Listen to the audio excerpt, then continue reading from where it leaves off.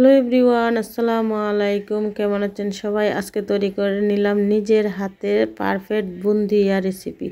তো প্রথমে আমি 1 কাপ বেসন ভালো করে চেলে নিয়েছি। নেওয়ার পরে আমি এখানে 1 কাপ পানি দিয়ে দিয়েছি। দেওয়ার পরে আমি হাত দিয়ে ভালো করে ব্যাটারটা একটা স্মুথ একটা ব্যাটার করে নেব, যাতে একদম ব্যাটারটা কিন্তু যতক্ষণ স্মুথ পারফেক্ট না হবে তাহলে কিন্তু বুন্দিয়াগুলো একদম পারফেক্ট ফুলে টইটুম্বুর হবে না।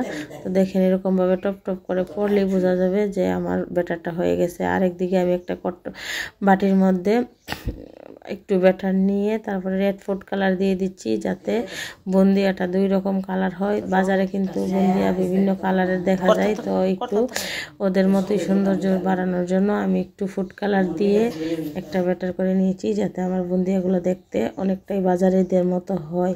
তো এদিকে আমি কড়াইয়ের মধ্যে তেলটা গরম করে নিয়েছি ভালো করে হাই হিটে নিয়ে একটা ছাকনার মধ্যে একটু ব্যাটার দিয়ে এরকমভাবে ধরে রেখেছি, যাতে টপ টপ করে টপ টপ করে পড়তেছে আর ফুলে ফুলে উঠতেছে। এটাই হচ্ছে আসল কাজ।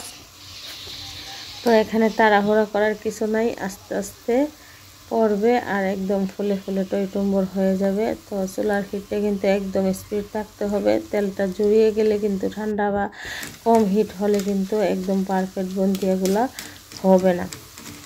তো দেখতেই পাচ্ছেন আমি একটু চাকু দিয়ে নাড়াচাড়া করে দিচ্ছি, আর আমি এরকম ছাকনার সাহায্যে করতেছি কেন জানেন? যাতে আমার উঠাইতে সহজ হয়, তাড়াতাড়ি হয়।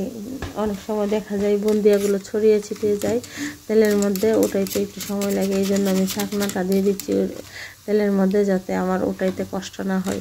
বুদ্ধিটা ভালো করছি না?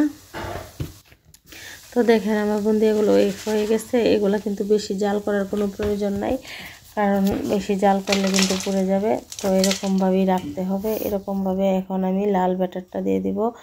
তো লাল ব্যাটারটা দিয়ে দিচ্ছি এখন। তো লালটা দিয়ে দিচ্ছি কারণ লাল আর সাদা 2 কালার কম্বিনেশনে বুন্দিয়াগুলো আমার তৈরি করব। তো এখন আমি এরকমভাবে ছাকনাটা ধরে রেখেছি, টপ টপ করে পড়তেছে, দেখতেই পাচ্ছেন। এরকমভাবেই কিন্তু বাজিরেরাও বুন্দিয়া তৈরি করে। তো নিজের হাতের খাবারের কোনো তুলনা নাই। আর ভাজা পোড়া খাওয়া স্বাস্থ্যের জন্য বেশি একটা ভালো না।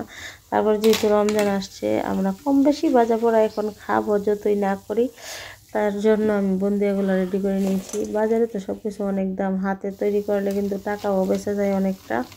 ও 2টা উপকরণ বেসন আর চিনির সাহায্যে কিন্তু আমি মাসাল্লাহ অনেকটাই বুন্দিয়া তৈরি করে নিচ্ছি, কারণ এই বুন্দিয়াগুলো কিনতে গেলে বাজারে অনেক টাকার দরকার।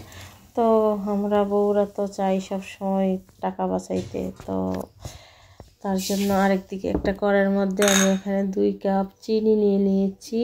তো 2 কাপ চিনির মধ্যে আমি 1 কাপ পানি দেব, যাতে আমার শিরাটা বেশি ঘনও না হয় বেশি পাতলাও না হয়। তার জন্য এখন আমি একটু স্প্যাকুলার দিয়ে ভালো করে নাড়াচাড়া করে নেব। তার আগে আমি একটু লবণ দিয়ে নিচ্ছি। যে কোনো মিষ্টি খাবারের মধ্যে একটু লবণ দিলে কিন্তু খাবারের টেস্টটা দ্বিগুণ বেড়ে যায়।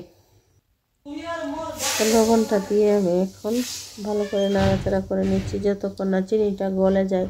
তো চিনিটা গলে যাইলেই বুঝতে হবে আমার শিরাটা হয়ে গেছে। তো একটু বলক ওঠার পালা। দেখতে পাচ্ছেন বলকটা কিন্তু উঠে যাচ্ছে। তো বলক উঠে গেছে, এখন আবারও নাড়াচাড়া করে নিচ্ছি। তো দেখতে পাচ্ছেন আমার চিনিগুলা কিন্তু সবটা একদম গলে গেছে। এখন আমার পারফেক্ট শিরা হয়ে গেছে। চুলাটা অফ করে দিয়ে হালকা গরম থাকাকালীন, মানে একদম গরম থেকে একটু কমে আসলেই আমি আমার বুন্দিয়াগুলো সব দিয়ে দিব শিরার মধ্যে দিয়ে। এখন আমি আবারও ভালো করে নাড়াচাড়া করে নেব, যাতে একদম সবগুলাই যাতে হয়ে যায়, সবগুলো যাতে একদম পারফেক্ট মিষ্টির রসে ভিজে টইটুম্বর হয়ে যায়।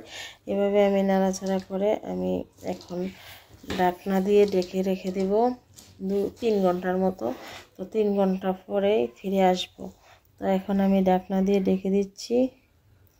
তো 3 ঘন্টা পরে ফিরে আসব, দেখা যাবে কেমন হয় আমার বুন্দিয়াগুলো। 3 ঘন্টা পরে ফিরে আসছি। দেখেন মাশাআল্লাহ অনেকটাই দোকানের মতো হয়ে গেছে। দেখতেই পাচ্ছেন সবগুলা রস চুষে নিয়েছে।